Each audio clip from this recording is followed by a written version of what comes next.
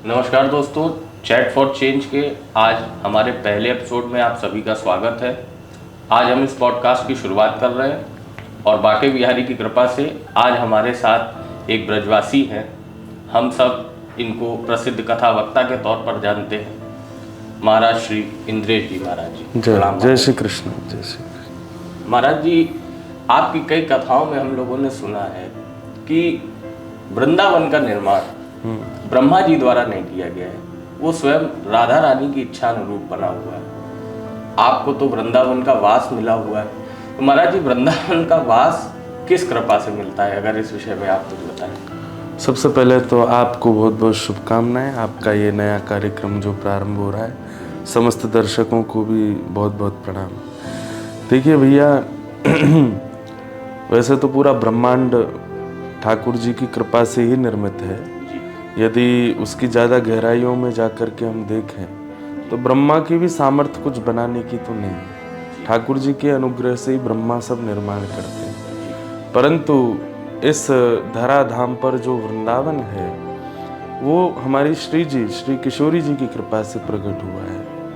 रसिक जनों ने भी इस बात को अंकित किया है और कई वैष्णव जनों ने भी इस बात को हमारे यहाँ प्रमाणित किया गया है कि श्री किशोरी जी ने ही अपने हाथों से वृंदावन का निर्माण किया। और जब कृष्णावतार होना था तो जब ठाकुर जी ने भाव रखा कि हे श्यामा जी आप भी हमारे साथ चलो, तो किशोरी जी ने कहा कि भाई वृंदावन, गोवर्धन, यमुना ये तीन जहाँ नहीं होंगे मैं नहीं जाऊंगी। ये तीनों वैकुंठ में गोलोक धाम में विराजमान थे। तब ठाकुर जी ने कृपा करके इन तीनों को पृथ्वी पर व्यवस्थित किया, जो कि यमुना जी ने ही, जो कि श्री किशोरी जी राधा रानी ने ही जिसका निर्माण किया है। तब वो पृथ्वी पर पधारे और यहाँ तब श्यामा श्याम की लीला हुई। तो वृंदावन ब्रह्मा की कृति नहीं है, इस बेसिस पे हम कहते हैं, क्योंकि श्री किशोरी जी ने उसका निर्माण किया। और इस वृंदावन में वही आ सकते हैं जिनको श्यामा जी चाहेंगे। जिस पूरे वृंदावन का निर्माण किशोरी जी कर रही हैं, तो इसका मतलब उसमें प्रवेश कौन करेगा, ये भी किशोरी जी के हाथ में। तो इसी नाते से जो भी ब्रजवासी हैं, वृंदावन में जो जन्म ले रहे हैं, वृंदावन में जो रहते हैं, या वृंदावन जिनके चित्त में विराजमान है, वो किशोरी जी की कृपा से ही संभव हो सकता है, हमारे आपके चाहने से नहीं। महाराज जी, जैसे अन्य तीर्थ स्थलों में हम लोगों ने देखा है कि पूजा के या आस्था के कई विधि विधान, लेकिन वृंदावन कई मसलों में इन सब से मुक्त है। वृंदावन में हम मुक्त भाव से बाके बिहारी के दर्शन करते हैं, किशोरी जी को प्रणाम करते हैं, उनका स्मरण करते हैं। तो ये किस कारण से है कि वृंदावन इन सब चीजों से मुक्त क्यों है और भक्ति का एक अलग ही स्वरूप दिखाई देता है वृंदावन में? क्योंकि वृंदावन प्रेम प्रधान है। प्रेम को प्रमुख यही वृंदावन धाम, प्रेम ही से पायो श्याम रसिया ने नाम। याय जाने कहाँ गंवार, प्रेम नदिया की सदा उल्टी बहे धार। तो प्रेम जहाँ होता है ना, वहाँ पर नियम कानून कायदे नहीं देखे जाते। प्रेम जहाँ होता है तो अपनी स्थिति और अपने दायरों का त्याग किया जाता है। आपको किसी से प्रेम है, चाहे वो आपका पुत्र है, पुत्री है, पत्नी है या माता पिता है, तो आप सबके लिए नियम बना लोगे, लेकिन जिनसे आप प्रेम करते हो उनके लिए नियम तोड़ देते हो। ठीक वैसे ही वृंदावन जो है वो प्रेम प्रधान स्थान है। वृंदावन में नियम कानून इतने ज़्यादा नहीं है। वृंदावन में केवल प्रीति है, प्रेम है। जिस भगवान को पूरे विश्व में पूजा जाता है, भजा जाता है और जिसको कहते हैं वैदिक रीति से जिसका वंदन किया जाता है, वृंदावन में उसको प्रेम किया जाता है कि हमारो है, ये हमारे चित्त को ठाकुर है, हमारो लाला है, हम या के ब्रजवासी प्रिय ब्रजवासी हैं, हम जो खवामेंगे सो खावे को, हम जैसे रखेंगे सो रहवे को।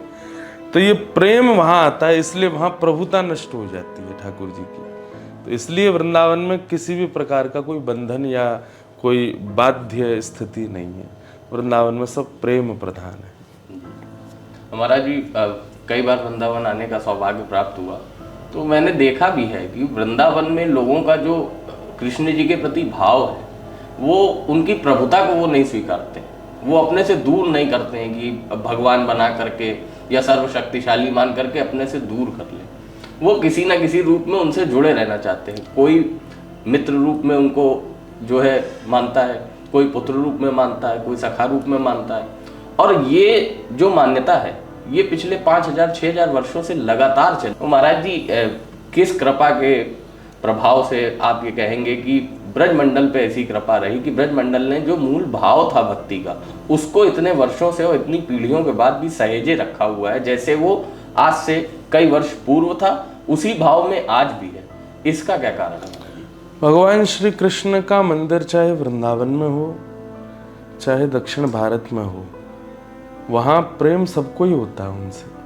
आप कभी दक्षिण में भी जाएंगे तो वहाँ भगवान श्री कृष्ण के स्वच्छंद मंदिर जो हैं, गुरुवायूर आदि कई मंदिर हैं, वहाँ पर भी आपको अनुभूति होगी कि लोग उनसे प्रेम ही करते हैं। भजन भज और प्रभु मान करके उनका वंदन करना, ये कृष्ण के रूप को देख करके व्यक्ति कर ही नहीं पाता।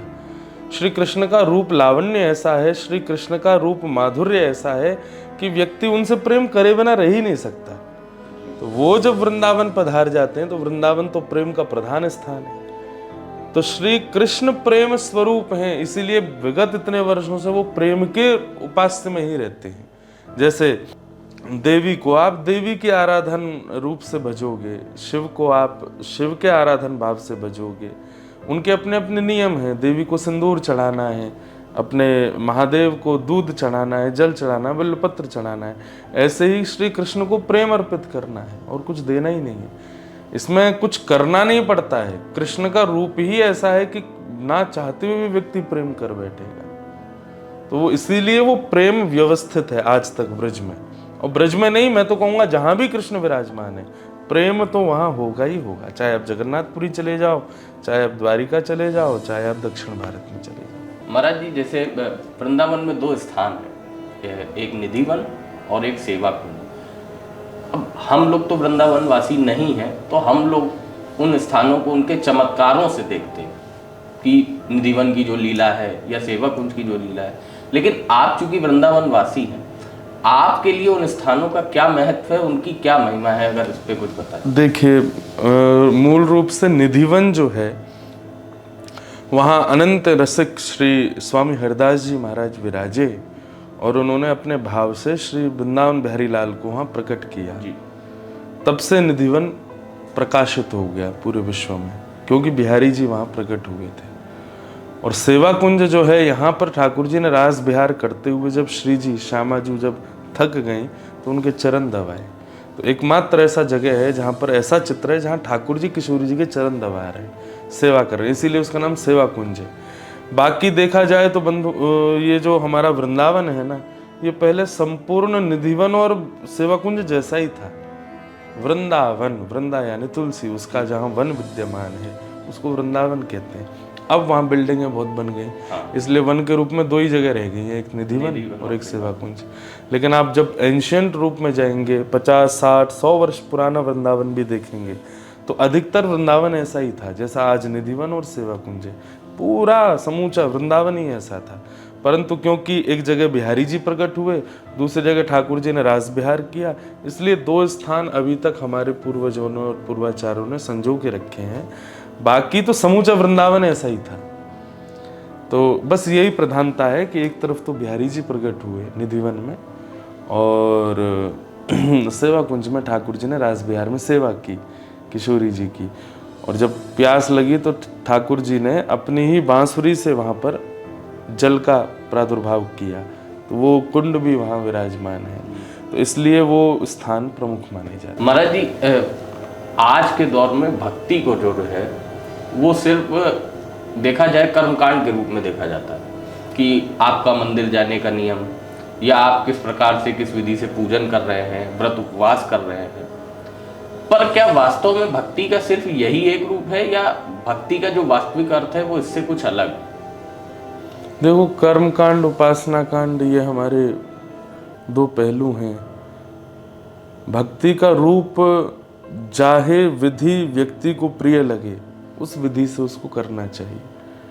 तस्मात् केनाप्युपायेन मनः कृष्णे निमेषयेत्, भागवत में लिखा है, किसी भी उपाय से सही व्यक्ति का मन भगवान में लगना चाहिए। चाहे वो नियम करके करे, चाहे वो भाव धारण करके करे।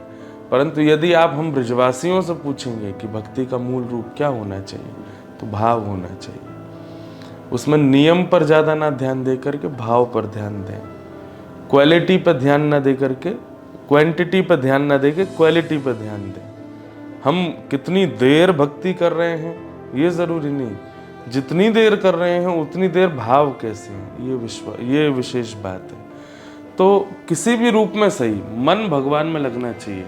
अब किसी का यदि कर्मकांड करके, हवन करके, व्रत करके, नियम करके मन लगता है तो उसको उस रूप से करना चाहिए, परंतु किसी को केवल एक कोने में बैठ करके श्यामा श्याम को निहारने मात्र से मन लग जाता है तो उसको उस भाव से करना चाहिए। जिस भाव से आपको उचित लगे, जाकी रही भावना जैसी प्रभु मूरत देखी तन तैसी, जिसकी जैसी भावना उस भावना से ठाकुर जी की उपासना उसको करनी चाहिए। महाराज जी, एक और प्रश्न अक्सर आता है कि जो लोग जैसे हम जैसे संसारी लोग हैं जो गृहस्थाश्रम में हैं, अब उसमें भौतिकता का बहुत ज़्यादा प्रभाव रहता है, तो गृहस्थाश्रम में रहते हुए भक्ति मार्ग पर कैसे चला जा सकता है, यदि इस पर अगर आप कुछ मार्गदर्शन करें। ये तो और श्रेष्ठ बात है कि आप गृहस्थ आश्रम में हो और आप भक्ति मार्ग को चुन रहे हैं। व्यक्ति विषम परिस्थिति में ही ज़्यादा निखर पाता है। अगर वो सम परिस्थिति में निखर रहा है तो इसमें कोई बड़ी बात नहीं है। विषम स्थिति आती है तभी व्यक्ति निखरता है। जब पृथ्वी को सूर्य तपाएगा तभी तो वर्षा के लिए मेघमालाएं आकाश से बरस करके, ये सब नियम बने हुए हैं। हम लोग भले घबरा जाते हैं, भाई इतनी गर्मी क्यों पड़ रही है, पर गर्मी नहीं पड़ेगी तो फिर वो जो युग का क्रम है, जो वातावरण का क्रम है, वो बन नहीं पाएगा। ठीक वैसे ही व्यक्ति जब गृहस्थ आश्रम में जीता है तो उसकी वो विषम परिस्थिति है। पत्नी को भी देखना है, बच्चों को भी देखना है, परिवार को भी संभालना है और सबको संभालते हुए ठाकुर जी का भजन भी करना है। तो ये दोनों क्रिया में अब या तो वो परिवार का ही रहे या वो ठाकुर जी का ही रहे, लेकिन जो सबको त्याग के ठाकुर जी के ही हो जाते हैं, उन्होंने तो सम परिस्थिति कर ली ना। पर सबके संग रहते हुए ठाकुर जी को हृदय में स्थान दें, ये विषम परिस्थिति में भक्ति करना है। इसलिए उसको ठाकुर जी विशेष प्रेम करते हैं, जो संसार में रहते हुए भी, परिवार में रहते हुए भी ठाकुर जी का भजन करे। ठीक बात है। और इसकी कृपा हम लोगों को दिखती भी है। जो लोग गृहस्थ आश्रम में रहकर भक्ति भाव से उनको भजते हैं, तो उनकी जो गृहस्थ आश्रम की जो भी समस्याएं हैं या जो है, उनको ठाकुर जी विभिन्न भागों से हरते भी हैं। और यही कारण है कि आज गृहस्थ भी भक्ति करने से संकोच नहीं करते। पूर्व में तो एक चलन हो गया था कि आदमी भक्ति से सिर्फ इसलिए बचना चाहता था कि मैं गृहस्थ में हूँ, मैं कैसे भक्ति कर सकता हूँ, भक्ति का मार्ग तो सिर्फ संन्यास का है। ये एक भ्रांति फैल गई थी। परंतु अब जैसे जैसे नवाचार बढ़ रहा है और आप जैसे जब कथा वक्ता जब इस बात को जोर देकर कहते हैं कि नहीं, भक्ति मार्ग सिर्फ साधनों पर निर्भर नहीं करता है, आप जिस हाल में हो उस हाल में ही आप भक्ति मार्ग पर जा सकते हो, बस मन में भाव होना चाहिए। और गृहस्थों को तो खास तौर पर ये ध्यान रखना चाहिए, जैसे महाराज जी ने बताया कि जब हम विषम परिस्थिति से भक्ति मार्ग चुनते हैं तो ठाकुर जी की और श्री जी की विशेष अनुकंपा भी हमें प्राप्त हो। महाराज जी, आध्यात्म का वास्तविक अर्थ क्या है? यदि आध्यात्म की बात करें तो आध्यात्म को लोग सिर्फ मेडिटेशन से जोड़ देते हैं या सिर्फ अपने जीवन को ईश्वर की वंदना में समर्पित करने को आध्यात्म से जोड़ते हैं, पर मेरा ये मानना है कि आध्यात्म का अर्थ इससे कहीं ज़्यादा व्यापक है। आप किसी भी स्थिति में अगर आप आध्यात्मिक हो तो ये आपके जीवन को बदल सकता है। तो आध्यात्म का वास्तविक अर्थ क्या है? सेल्फ क्रिएशन, आत्मनिर्माण। हमारा निर्माण तो देखो ठाकुर जी ने किया, परंतु फिर संसार के विषय भोगों से हमारी गति, हमारा निर्माण कुछ और हो गया और धीरे धीरे वो चीज़ हमें समझ में आने लगती है कि हम गलत मार्ग के अनुगामी बन गए हैं। तब हमने सत्संग के द्वारा, वैष्णव संघ के द्वारा और इस प्रकार कथा आदि सुन करके हमने जाना कि ये सही मार्ग है और उस मार्ग पर चलने के लिए जो जो प्रक्रिया हम करते हैं उसको आध्यात्म कहते हैं। तो आध्यात्म एक प्रकार से सेल्फ क्रिएशन है, अपना आत्मनिर्माण। किसके लिए? सत्मार्ग के लिए, उसी को ही आध्यात्म कहते हैं। अब उसके लिए व्यक्ति जो जो साधनों का आश्रय लेता है वो सब साधन करना ही आध्यात्म कहलाता है। चाहे वो व्रत के रूप में हो, चाहे वो उपासना के रूप में हो, चाहे वो भगवत आराधन के रूप में हो, चाहे वो परिक्रमा के रूप में हो, चाहे वो तिलक धारण के रूप में हो, चाहे वो स्वरूप धारण के रूप में हो, ये अपने आप का जो निर्माण है या अपनी बुरी आदतों से बाज आना या बुरी आदतों का त्याग करने के रूप में, वो सब आध्यात्म है। एक तो और बात है कि प्रेम एक ऐसा भाव है कि हम सबसे प्रेम चाहते हैं। हम चाहते हैं कि कोई भी हमारे सामने आए तो उससे हमें प्रेम मिले, अब वो किसी भी रूप में आए। परंतु जब देने की बात आती है तो हमारे पास घृणा, निंदा और ईर्ष्या होते हैं। ये प्रवृत्ति हमारी कैसे जो है, जब मानव का हमारा प्रेम है, मानव का स्वभाव होता है जल के जैसा। मैं अपनी कथा में कहा करता हूँ, जल को फैलाओगे तो जहाँ की तरफ ढलान होगी वहीं की तरफ जाएगा। मानव इसलिए बचा हुआ है क्योंकि धर्म ने कई बाउंड्रीज बना रखी हैं। व्यक्ति जब उन बाउंड्रीज से वंचित हो जाए, मैं अपनी कथा में कहता हूँ कि अगर एक दिन के लिए अनाउंसमेंट हो जाए कि भाई कल के दिन आप कुछ भी करो पाप नहीं लगेगा, कल ऐसे नक्षत्र ग्रह आ रहे हैं कि दुनिया कुछ भी करे उसको पाप नहीं लगेगा, तो विश्वास मानिए अत्यंत धर्मावलंबी व्यक्ति भी सोच जाएगा कि मैं कुछ गलत ही कर लूँ, क्यों, कल पाप तो लगेगा नहीं। क्योंकि ये मानव का स्वभाव है। हम लोग कलयुग में रहते हैं, कली का कुछ तो प्रभाव होता है हमारे ऊपर, और कली का प्रभाव यही है। मैं और आप और हम सब जीवित ही इसीलिए हैं क्योंकि हम कहीं ना कहीं अपराध कर रहे हैं। हम जिस दिन अपराधों से मुक्त हो जाएंगे हमारी उसी दिन मुक्ति हो जानी है। हम अभी जी रहे हैं, कर्म कर रहे हैं, कर्म करने की प्रवृत्ति हमारे भीतर है। हमें अभी हमारी मनोकामनाएं हृदय में जन्म ले रही हैं, कामनाओं के पीछे हम भाग रहे हैं। इसका कारण मूल यही है कि हम कहीं ना कहीं अपराध करते हैं। वो हमारा स्वभाव है, कली का स्वभाव है। यहाँ की वायु में, यहाँ के पानी में, यहाँ के वातावरण में वो स्वभाव हमें मिलता है। इसीलिए कहते हैं नाम जपो, सत्संग करो। क्यों? नाम, सत्संग ये सब कवच है, रेनकोट की तरह है। वर्षा तो पड़ेगी, 2-4 बूंद तो छुएंगे, लेकिन पूरे तो बचे रहोगे भीगने से। तो ये सत्संग आदि, नाम आदि, ये क्या है? रेनकोट की तरह, इनको पहन के रहो। इससे क्या होगा? कली का जो प्रभाव है वो होगा, 2-4 जगह से गीला करेगा, पैर या सिर के बाल थोड़े गीले हो जाएंगे, पर पूरे गीले तो नहीं होंगे कम से कम। तो थोड़ा बहुत असर तो कली का है, इसीलिए ये घृणा आदि ये सब हम पर रहती है। पर कहीं ना कहीं ज़्यादा असर सत्संग का है, इसीलिए प्रेम कहीं ना कहीं विशाल रूप धारण करके रखता है। पर किसी किसी में आप देखेंगे तो प्रेम शून्य मात्र है जी। वहाँ प्रेम स्वार्थ में है, वहाँ निस्वार्थ प्रेम नहीं है। वहाँ पर घृणा, क्लेश और ये सब जो भी बातें, ये ज़्यादा मात्रा में। क्यों? निश्चित ही वो व्यक्ति सत्संग से दूर होगा, वो रेनकोट नहीं पहनता होगा, इसीलिए भीग रहा है। यदि सत्संग को लेकर एक भ्रांति ये बना दी गई पूर्व में, अभी विगत कुछ वर्षों में, कि जब रिटायर हो जाएंगे तब सत्संग करेंगे। एक बना दिया गया कि अगर तुम्हें सत्संग में जाना है या कथा सुनना है तो ये काम रिटायरमेंट वाले लोगों का है, जो एक उम्र का एक पड़ाव पार कर चुके, अब वो सिर्फ भक्ति कर। लेकिन महाराज जी, अगर शुरुआती जो उम्र हमारी, जहाँ से हम अपना कर्म शुरू करेंगे, जहाँ से हम अपना नवीन कर्म जो सिंचित होगा वो करेंगे, अगर उस समय हम सत्संग करें, उस समय अगर हम इस तरह के जो भी प्रवचन हैं या जो भी हमारे गुरुजनों के वचन हैं उन पर ध्यान दे के अपने कर्मों पर उनकी छाया पड़ती रहने दें, तो क्या आपको नहीं लगता कि इससे जो हमारा आने वाला कल है वो थोड़ा अधिक बेहतर होगा, अधिक उज्जवल होगा? बिल्कुल। देखो, ये एक भ्रांति नहीं है कि समय निकल जाने पर वृद्धावस्था में ही सत्संग करना चाहिए।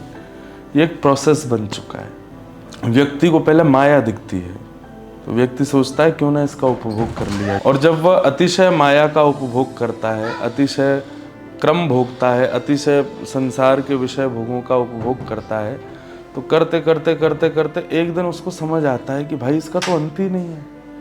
माया भोगते भोगते पूरा जीवन निकल जाएगा, फिर भी ये समाप्त तो होने वाली नहीं है। जब वो सब चीज से परे हो जाता है तब तक उसकी उम्र पहुंच जाती है 50। तब वो सोचता है कि अब क्या करें, चलो सत्संग में चलो। पर यह बात व्यक्ति अगर अपनी युवावस्था में समझ ले। अच्छा, ये भी एक बहुत बड़ी बात है, कॉन्सेप्ट है कि युवावस्था में भक्ति के प्रति अग्रसर होने का तात्पर्य ही यही है कि वो पूर्व जन्म में भोग चुका है, उसको पता है, उसकी आत्मा कहीं ना कहीं जानती है कि मैं एक जन्म पूरा गवा चुकी हूँ इन विषय भोगों में, अब नहीं गंवाना। तो कई बार कई घर के बालकों में देखने को मिलता है बचपन से ही उनके अंदर एक भक्ति का बीजारोपण हो जाता है।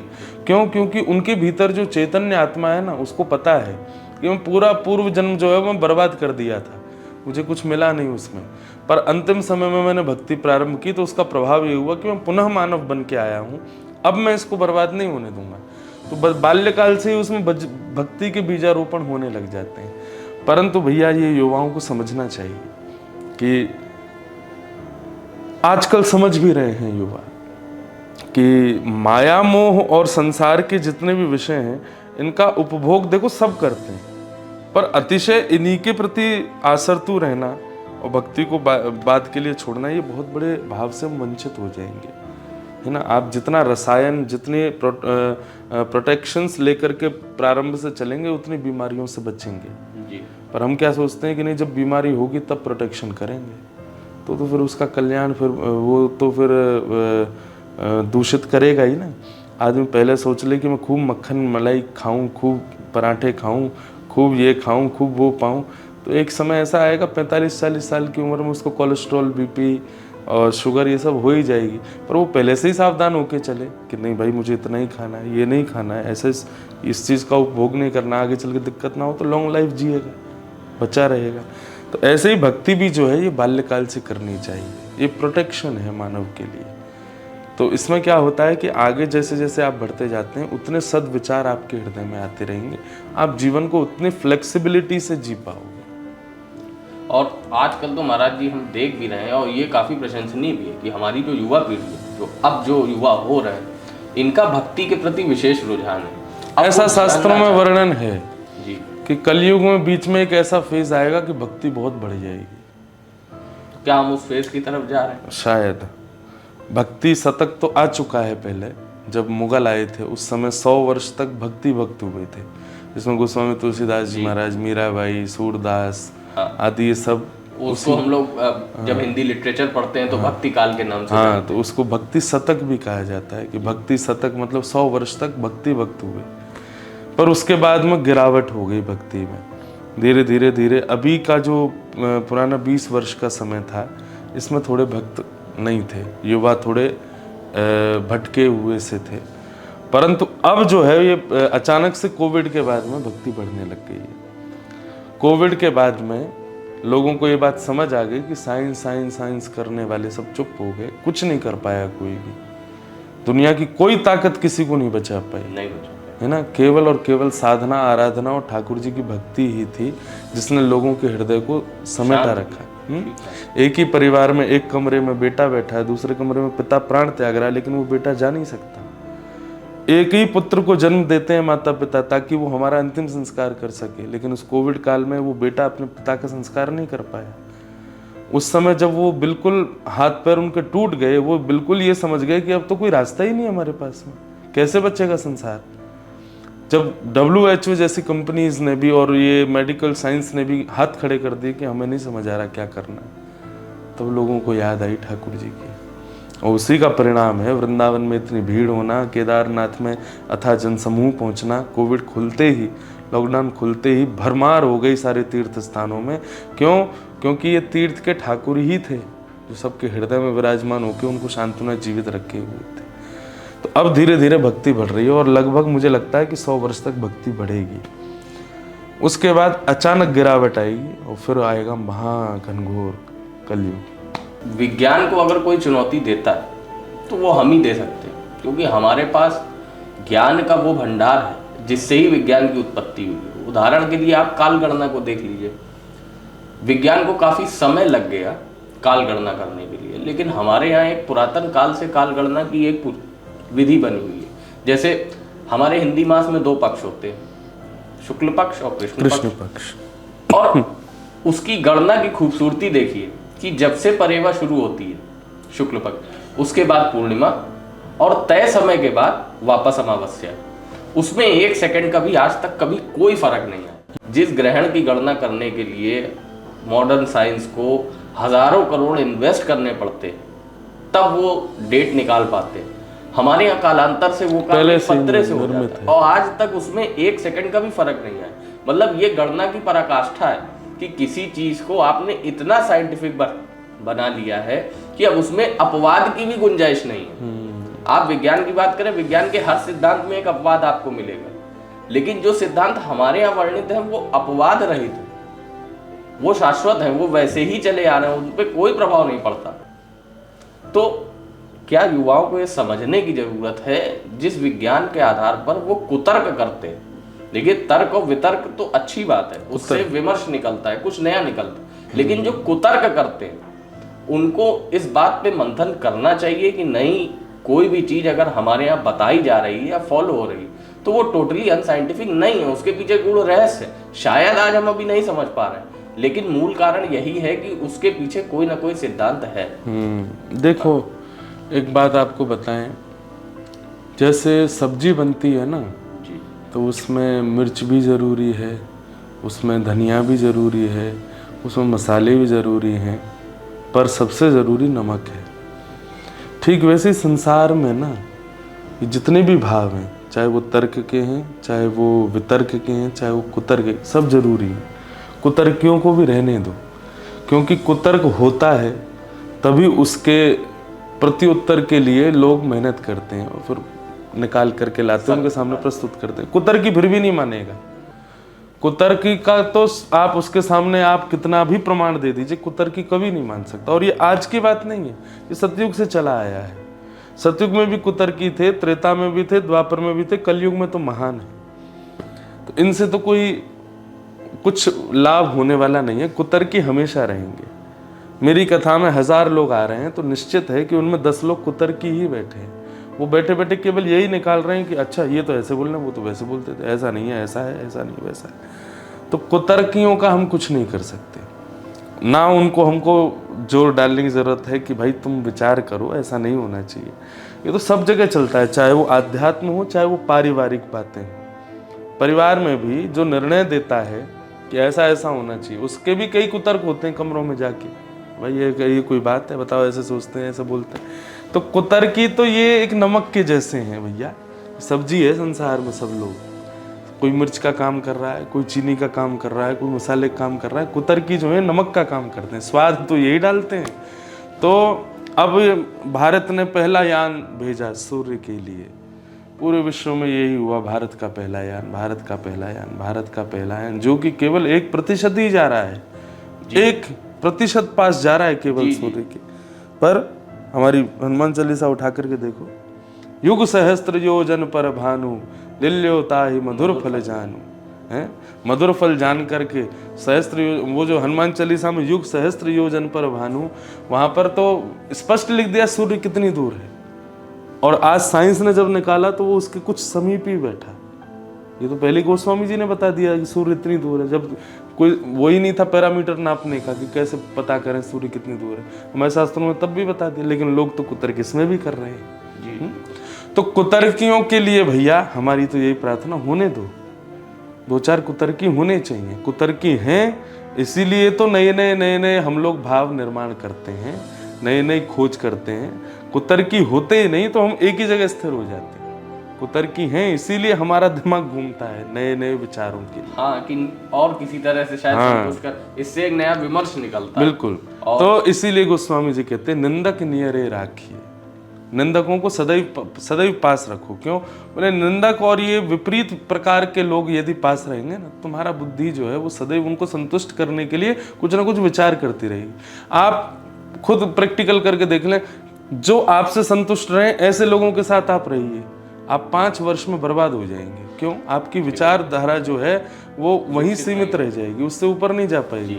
लेकिन आप विपरीत विचारधाराओं के वालों के साथ रहो, जो विपरीत हैं, जो आपकी कभी नहीं सुनते, तो आप 24 घंटे चिंतन में ही रहोगे और चिंतन से ऐसे ऐसे भाव निकाल लोगे कि उसको सुन करके आज नहीं तो कल लोग कहेंगे कि हाँ ये बात सही है। तो ये बात है, कुतर्कियों को रहने दीजिए, उनका रहना बहुत आवश्यक है। महाराज जी, इधर विगत कुछ वर्षों में पारिवारिक विघटन बहुत तेजी से हुआ है। मतलब संयुक्त परिवार अब आजकल देखने को नहीं मिलते। संयुक्त परिवार की जो हमारे यहाँ आधारशिला रखी गई थी वो इसीलिए रखी गई थी कि जब कोई नया शिशु आए इस दुनिया में तो उसको हर तरह का प्रेम भाव मिले, माता से एक तरह का, भाई से एक तरह का, बुआ से एक तरह का, तो कहीं ना कहीं और विचारों का आदान प्रदान हो, तो ये उसको काफ़ी जल्दी और काफ़ी अच्छे तरीके से परवरिश करने में सहायता करते थे। पर अब आज चलन है न्यूक्लियर फैमिलीज का, सब अकेले रहना चाहते हैं और उसका आधार बनाते हैं स्वतंत्रता को। वास्तव में वो स्वतंत्रता है ही नहीं, आप तो और अधिक बंध गए। अब तो आपको जो कुछ भी करना है स्वयं करना है। तो इसका क्या प्रमुख कारण रहा जो इतनी तेजी से पारिवारिक विघटन हुआ? क्या हम भौतिकता को जरूरत से ज्यादा अहमियत दे गए, या वास्तव में एक नैतिक पतन का दौर था जिसकी वजह से ये हुआ? देखो, मैं पहले भी इसका उत्तर थोड़ा संकेत में दिया था। कलयुग, आप उससे नहीं बच सकते, ये उसी का ही प्रभाव है जो कुछ भी आप अभी चेंजेस देख रहे हैं। बाकी पारिवारिक, ये जो आपने शब्द कहा, क्या शब्द था? विघटन। हाँ, विघटन, ये आज से नहीं, ये भी पुरातन है। कौन सा परिवार ऐसा था जिसमें कभी पारिवारिक विघटन नहीं है? क्या कृष्ण के परिवार में नहीं था, या राम के परिवार में नहीं था? किस परिवार में विघटन नहीं था? पर यह था कि वहाँ के जो विघटन थे वो 0.1% थे, 0.2% थे। आजकल वो 95-93% पहुँच चुके हैं। तो कलयुग से कैसे बचोगे? हम सतयुग में थोड़े हैं भाई। हम आप सब लोग कहीं, ऐसा तो है नहीं कि युग छोड़ के कहीं और चले जाएं, उसका परिणाम तो आएगा। चाहे कितना भी आप धर्म कर लीजिए, कितने भी आप भजन कर लीजिए, ये जो कलयुग के जो प्रभाव हैं, इनसे आप नहीं बच पाओगे। ये तो होंगे ही होंगे, नहीं तो फिर कलयुग किस काम का? जिस परिवार में कभी कोई विघ्न ही नहीं आए हो, जिस परिवार में कभी कोई विघटन ही नहीं आई हो, तो वो परिवार कलयुग का मानो ही मत उसको। और ऐसा एक परिवार आप मेरे सामने ला के रख दो, नहीं है ही नहीं। तो भाई ये सब कलयुग के प्रभाव हैं, ये सब पे होते हैं। यही तो बात है कि आध्यात्मिक जब आप हो जाओगे ना, तो आपको ज्यादा असर होगा नहीं चीजों का। मुख्य बात यही है। हाँ, आप आध्यात्मिक हो जाएंगे तो जो भी परिवार में हो रहा है, आप उससे भी एक बार को वहां तो क्रोधित हो जाओगे, लेकिन अंत में आकर के कहोगे भाई कलयुग है, ये तो होना ही है। ये तो हर परिवार में होता है, हर जगह होता है, हमको ये स्वीकार करना ही पड़ेगा। ये सब जगह है। जिसका नाम हो रहा है तो एक दिन है कि उसका बदनामी भी होगी। जिसको सब प्रेम कर रहे हैं तो एक दिन है कि उससे कभी ना कभी ईर्ष्या भी होगी। ये सब कलयुग के प्रभाव हैं। आज आप सब लोग मुझे सुन रहे हैं, कल को मेरी ही किसी एक बात पर हो सकता है कि मुझे मेरी ही निंदा करें। हाँ, ये संभव है, प्रचलन है, ये प्रचलन है, ये स्वरूप है। अभी मेरा कहीं पॉडकास्ट था तो वहां पर मैंने कहा कि मोहिनी भगवान ने जब रूप धारण किया तो सब उन पर मोहित हो गए, शिव भी उन पर मोहित हो गए। तो लोगों ने इस बात को पूरा तो सुन लिया नहीं। बोले आप ऐसा कैसे कह सकते हो कि शिव मोहित हो गए? अरे भैया, वो कोई साधारण स्त्री नहीं है, वो नारायण है साक्षात। शिव जानते हैं कि ये नारायण है, और नारायण पर शिव सदा ही मोहित रहते हैं, सदा उन्हीं के ही चिंतन में रहते हैं। जब देखा कि मेरे ही आराध्य मोहिनी बन करके आए, तो महादेव कैसे रोक सकते हैं स्वयं को? लेकिन लोगों ने अरे ये तो ऐसा बोल रहे हैं, ऐसा बोल रहे हैं। तो ये तो भैया कलयुग है। हमको इसका ज्यादा असर अपनी बुद्धि, विवेक, मन पर होने नहीं देना चाहिए। तो परिवार विघटन कलयुग का एक अंश है, इससे कोई नहीं बच पाएगा। अगर आप कहो कि महाराज हम कुछ ऐसा करें जिससे परिवार में थोड़ी शांति आ जाए, एक दिन अपने आप आ जाएगी। एक दिन चलते, ये विघटन हमेशा नहीं रहेगा, एक दिन आ जाएगी। और जिस दिन आएगी उस दिन के बाद ये भी मत सोचना कि हमेशा शांति ही रहेगी, एक दिन फिर विघटन आएगा। तो कैसे चलेगा? समरस तो बना रहेगा ना। आपने नमकीन पापड़ खाया तो उसके बाद मीठे खाने की इच्छा तो होगी ना, और मीठा खाया तो उसके बाद लगेगा यार थोड़ा सा नमक तो कुछ खाऊं। तो ऐसे ही संसार भी वैसे ही चलता है, सब मीठा ही मीठा नहीं है, बीच बीच में कहीं कड़वाहट भी आती है, कहीं कहीं उथल पुथल भी आती है। और ये सब कलयुग का प्रभाव है। बस जो आध्यात्म को जान लेता है वो इन चीज़ों से वाकिफ हो जाता है कि भाई ये तो होना ही है, ये होगा ही, और एक दिन आएगा अपने आप ठीक भी हो जाएगा। महाराज जी, जैसे वृंदावन में 2 स्थान है, एक निधिवन और एक सेवा कुंज। अब हम लोग तो वृंदावन वासी नहीं हैं, तो हम लोग उन स्थानों को उनके चमत्कारों से देखते हैं कि निधिवन की जो लीला है या सेवा कुंज की जो लीला है। लेकिन आप चूंकि वृंदावन वासी हैं, आपके लिए उन स्थानों का क्या महत्व है, उनकी क्या महिमा है, अगर इस पे कुछ बताएं। देखिए, मूल रूप से निधिवन जो है, वहाँ अनंत रसिक श्री स्वामी हरदास जी महाराज विराजे, और उन्होंने अपने भाव से श्री वृंदावन बिहारी लाल को वहाँ प्रकट किया जी। तब से निधिवन प्रकाशित हो गया पूरे विश्व में, क्योंकि बिहारी जी वहाँ प्रकट हुए थे। और सेवा कुंज जो है, यहाँ पर ठाकुर जी ने रास बिहार करते हुए जब श्री जी श्यामा जी जब थक गई तो उनके चरण दबाए। तो एकमात्र ऐसा जगह है जहाँ पर ऐसा चित्र है जहाँ ठाकुर जी किशोरी जी के चरण दबा रहे हैं, सेवा कर रहे हैं, इसीलिए उसका नाम सेवा कुंज है। बाकी देखा जाए तो बंधु, ये जो हमारा वृंदावन है ना, ये पहले संपूर्ण निधिवन और सेवा कुंज जैसा ही था। वृंदावन, वृंदा यानी तुलसी, उसका जहाँ वन विद्यमान है उसको वृंदावन कहते हैं। अब वहाँ बिल्डिंगें बहुत बन गई, इसलिए वन के रूप में दो ही जगह रह गई हैं, एक निधिवन और एक सेवा कुंज। लेकिन आप जब एंशियंट रूप में जाएंगे, 50, 60, 100 वर्ष पुराना वृंदावन भी देखेंगे, तो अधिकतर वृंदावन ऐसा ही था जैसा आज निधिवन और सेवा कुंज है। पूरा समूचा वृंदावन ही ऐसा था। परंतु क्योंकि एक जगह बिहारी जी प्रकट हुए, दूसरी जगह ठाकुर जी ने रास बिहार किया, इसलिए दो स्थान अभी तक हमारे पूर्वजों ने और पूर्वाचार्यों ने संजो के रखे हैं। बाकी तो समूचा वृंदावन ऐसा ही था। तो बस यही प्रधानता है कि एक तरफ तो बिहारी जी प्रकट हुए निधिवन में, और सेवा कुंज में ठाकुर जी ने रास बिहार में सेवा की किशोरी जी की। और जब प्यास लगी तो ठाकुर जी ने अपनी ही बांसुरी से वहाँ पर जल का प्रादुर्भाव किया, तो वो कुंड भी वहाँ विराजमान है। तो इसलिए वो स्थान प्रमुख माने जाते हैं।